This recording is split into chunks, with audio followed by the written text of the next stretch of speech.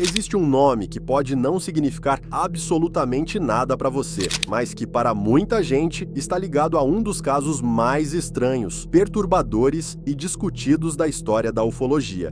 Zeta Reticuli. Esse nome não vem de um filme qualquer, não é só ficção. Ele aparece em um dos relatos mais famosos envolvendo a abdução alienígena já registrados. E é justamente isso que torna tudo ainda mais inquietante, porque o que conecta esse nome a um casal comum dos Estados Unidos envolve um evento que, até hoje, não tem uma explicação definitiva, uma história que atravessou décadas, ganhou repercussão mundial, inspirou produções de Hollywood, incluindo Prometheus, e continua sendo debatida até hoje. Eu vou contar para vocês agora o que aconteceu durante cerca de 3 horas da vida do casal Barney e Betty Hill em 1961. Um período de tempo que simplesmente desapareceu e que pode esconder algo muito mais assustador do que a gente imagina.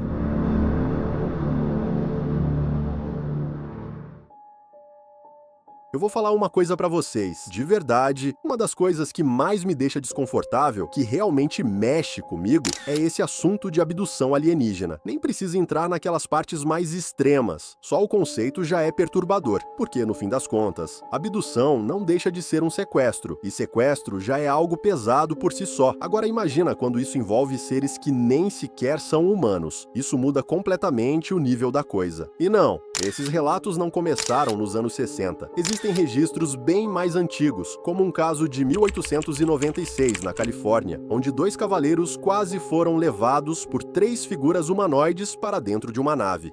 A gente nem sabe pra quê, e talvez seja melhor nem saber. Só de imaginar já dá um arrepio. Mas o que a gente vai ver agora foi o primeiro caso nos Estados Unidos que realmente ganhou o mundo, que saiu do anonimato e passou a ser levado a sério por muita gente.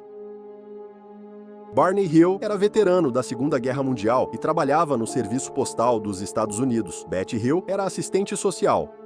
Os dois eram pessoas respeitadas, ativos na comunidade, frequentadores da igreja e conhecidos por terem uma reputação impecável. Nenhum deles tinha qualquer envolvimento com ufologia antes disso. Eles eram basicamente um casal comum, mas existia um detalhe importante.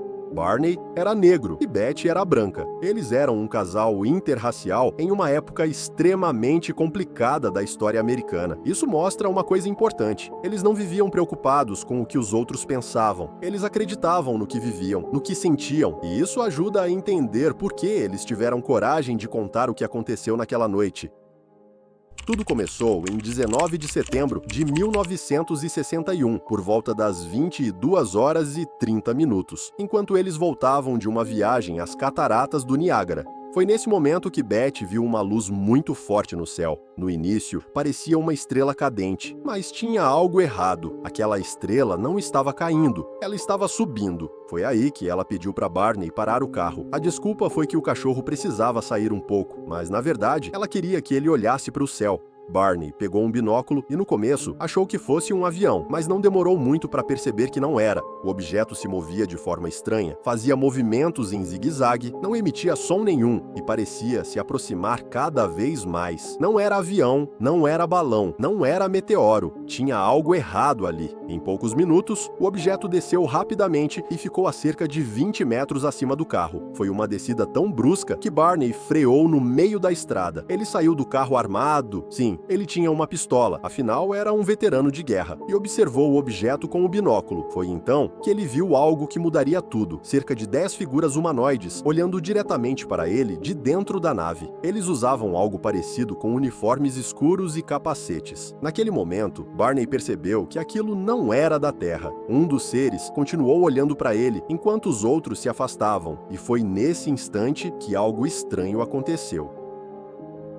Barney disse que sentiu como se uma mensagem tivesse sido enviada diretamente para a mente dele. Uma ordem clara: não se mova, permaneça onde está, nós vamos descer. Ele entrou em pânico, correu de volta para o carro, ligou o motor e acelerou o máximo que pôde. Durante a fuga, ele ouviu uma sequência de sons metálicos, como bips, e então a memória simplesmente falha. Quando ele recuperou a consciência, já estava dirigindo novamente longe dali. Quando o casal chegou em casa, já Já estava amanhecendo, e foi aí que perceberam que algo não fazia sentido. A viagem, que deveria durar cerca de 4 horas, levou 7. 3 horas simplesmente desapareceram. E não era só isso. O vestido de Betty estava rasgado em alguns pontos, a alça do binóculo havia sido rompida e os relógios do casal pararam de funcionar. Além disso, havia marcas circulares no carro que interferiam até no funcionamento de uma bússola. Mas o mais perturbador de tudo era o vazio na memória. Eles não conseguiam lembrar de nada que tinha acontecido naquele intervalo.